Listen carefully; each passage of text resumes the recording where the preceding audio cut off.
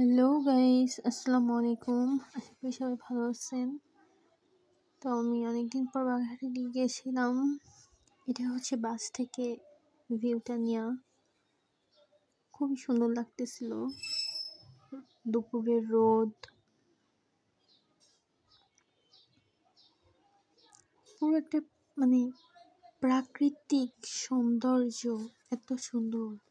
মাঠে গরু চড়ানো, এগুলো দেখতে দেখতে জার্নি করা খুবই ভালো লাগে। তো আমাদের সন্ধ্যা হয়ে গিয়েছিল। এটা হচ্ছে সন্ধ্যার বাগেরহাট। এখানে কিছুক্ষণ বাতাস, এত বাতাস ছিল এখানে, কিছুক্ষণ দাঁড়িয়েছিলাম।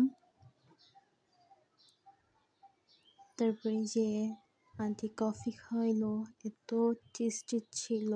কফিটা খুবই মজা ছিল। কফি খেয়ে তারপর হচ্ছে আমরা আবার বাসার দিকে রওনা দেওয়ার জন্য রেডি হলাম। এটা হচ্ছে রাতের ভিউ। আল্লাহ হাফেজ।